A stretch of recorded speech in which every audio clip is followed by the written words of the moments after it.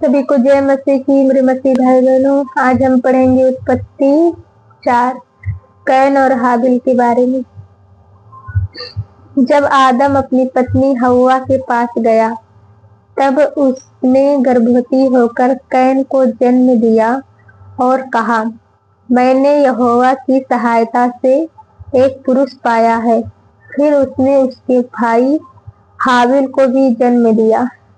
हाबिल भेड़ बकरियों का चरवाहा बन गया, परंतु कैन भूमि पर खेती करने वाला किसान बना। कुछ दिनों के पश्चात कैन यहोवा के पास भूमि की उपज में से कुछ भेंट ले आया, और हाबिल भी अपनी भेड़ बकरियों के कई एक पहलौठे बच्चे भेंट चढ़ाने ले आया और उनकी चर्बी भेंट चढ़ाई। तब यहोवा ने हाबिल और उसकी भेंट को तो ग्रहण किया, परंतु कैन और उसकी भेंट को उसने ग्रहण न किया।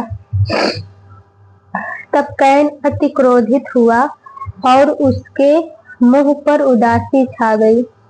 तब यहोवा ने कैन से कहा, तू क्यों क्रोधित हुआ और तेरे मुंह पर उदासी क्यों छा गई है? यदि तू भला करे तो क्या तेरी भेंट ग्रहण न की जाएगी? और यदि तू भला न करे तो पाप द्वार पर छिपा रहता है और उसकी लालसा तेरी ओर होगी और तुझे उस पर प्रभुता करनी है। तब कैन ने अपने भाई हाबिल से कुछ कहा, और जब वे मैदान में थे, तब कैन ने अपने भाई हाबिल पर चढ़कर उसे घात किया। तब यहोवा ने कैन से पूछा, तेरा भाई हाबिल कहाँ है? उसने कहा, मालूम नहीं। क्या मैं अपने भाई का रखवाला हूँ? उसने कहा, तूने क्या किया है? तेरे भाई का लहू भूमि से मेरी ओर चिल्लाकर मेरी दुहाई दे रहा है। इसलिए अब भूमि जिसने तेरे भाई का लहू तेरे हाथ से पीने के लिए अपना मुंह खोला है, उसकी ओर से तू शापित है।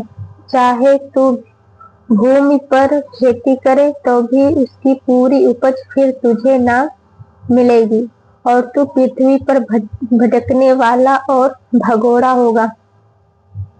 तब कैन ने यहोवा से कहा, मेरा दंड सहने से बाहर है। देख, तूने आज के दिन मुझे भूमि पर से निकाला है, और मैं तेरी दृष्टि की आड़ में रहूंगा और पृथ्वी पर भटकने वाला और भगोड़ा रहूंगा, और जो कोई मुझे पाएगा मुझे घात करेगा। इस कारण यहोवा ने उससे कहा, जो कोई कैन को घात करेगा उससे 7 गुणा बदला लिया जाएगा। और यहोवा ने कैन के लिए एक चिन्ह ठहराया, ऐसा न हो कि कोई उसे पाकर मारे। कैन यहोवा के सम्मुख से निकल गया और नोद नामक देश में, जो अदन के पूर्व की ओर है, रहने लगा। जब कैन अपनी पत्नी के पास गया, तब वह गर्भवती हुई और उसने हनोक को जन्म दिया। फिर कैन ने एक नगर बसाया और उस नगर का नाम अपने पुत्र के नाम पर हनोक रखा। हनोक से इराद उत्पन्न हुआ, और इराद से महुयायल उत्पन्न हुआ, और महुयायल से मतुसायल, और मतुसायल से लेमेक उत्पन्न हुआ। लेमेक ने 2 स्त्रियां ब्याह ली, जिनमें से एक का नाम आदा और दूसरी का शिल्ला था। आदा ने याबाल को जन्म दिया। वह तंबुओं में रहना और पशुपालन, इन दोनों रीतियों का प्रवर्तक हुआ। और उसके भाई का नाम युबाल था। वह वीणा और बांसुरी आदि बाजे के बजाने की सारी रीति का प्रवर्तक हुआ। और सिल्या ने भी तूबल कैन नामक एक पुत्र को जन्म दिया। वह पीतल और लोहे के सब धार वाले हथियारों का गढ़ने वाला हुआ। तूबल कैन की बहन नामा थी और लेमेक ने अपनी पत्नियों से कहा, हे आदा और हे सिल्ला मेरी सुनो। हे लेमेक की पत्नियों, मेरी बात पर कान लगाओ। मैंने एक पुरुष को जो मुझे चोट लगाता था, अर्थात एक जवान को जो मुझे घायल करता था, घात किया है। जब कैन का बदला 7 गुणा लिया जाएगा तो लेमेक का 77 गुणा लिया जाएगा। सेत और एनोस। आदम अपनी पत्नी के पास फिर गया और उसने एक पुत्र को जन्म दिया और उसका नाम यह कहके सेत रखा, परमेश्वर ने मेरे लिए हाबिल के बदले जिसको कैन ने घात किया, एक और वंश ठहरा दिया है। सेत के भी एक पुत्र उत्पन्न हुआ और उसने उसका नाम एनोस रखा। उसी समय से लोग यहोवा से प्रार्थना करने लगे। आदम की वंशावली। आदम की वंशावली यह है, जब परमेश्वर ने मनुष्य की सृष्टि की तब अपने ही स्वरूप में उसको बनाया। उसने नर और नारी करके मनुष्यों की सृष्टि की और उन्हें आशीष दी और उनकी सृष्टि के दिन उनका नाम आदम रखा। जब आदम 130 वर्ष का हुआ तब उसके द्वारा उसकी समानता में उस ही के रूप के अनुसार एक पुत्र उत्पन्न हुआ। उसने उसका नाम सेत रखा। सेत के जन्म के पश्चात आदम 800 वर्ष जीवित रहा और उसके और भी बेटे बेटियां उत्पन्न हुई। इस प्रकार आदम की कुल आयु 930 वर्ष की हुई। तत्पश्चात वह मर गया। जब सेत 105 वर्ष का हुआ तब उसने एनोस का जन्म हुआ। एनोस के जन्म के पश्चात सेत 807 वर्ष जीवित रहा और उसके और भी बेटे बेटियां उत्पन्न हुई। इस प्रकार सेत की कुल आयु 912 वर्ष की हुई। तत्पश्चात वह मर गया। जब एनोस 90 वर्ष का हुआ तब उससे केनान का जन्म हुआ और केनान के जन्म के पश्चात एनोस 815 वर्ष जीवित रहा और उसके और भी बेटे बेटियां उत्पन्न हुई।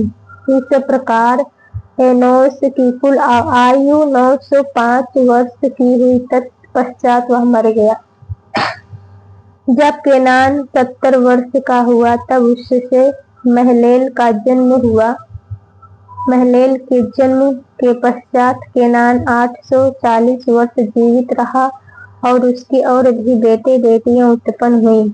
इस प्रकार केनान की कुल आयु 910 वर्ष की हुई। तत्पश्चात वह मर गया।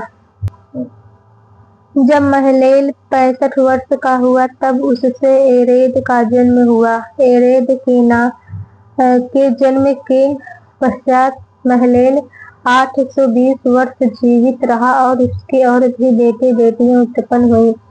इस प्रकार महलेल की कुल आयु 895 वर्ष की हुई। तत्पश्चात वह मर गया। जब एरेद 162 वर्ष का हुआ तब उससे हानोक का जन्म हुआ। हानोक के जन्म के पश्चात एरेद 800 वर्ष जीवित रहा और उसके और भी बेटे बेटियां उत्पन्न हुई। इस प्रकार एरेद की कुल आयु 962 वर्ष की हुई। तत्पश्चात वह मर गया। जब हानोक 65 वर्ष का हुआ तब उससे मतुसेलह का जन्म हुआ। मतुसेलह के जन्म के पश्चात हानोक 300 वर्ष तक परमेश्वर के साथ साथ चलता रहा और उसके और भी बेटियां उत्पन्न हुई। इस प्रकार हानोक की कुल आयु 365 वर्ष की हुई। हानोक परमेश्वर के साथ साथ चलता था, फिर वह लोप हो गया क्योंकि परमेश्वर ने उसे उठा लिया।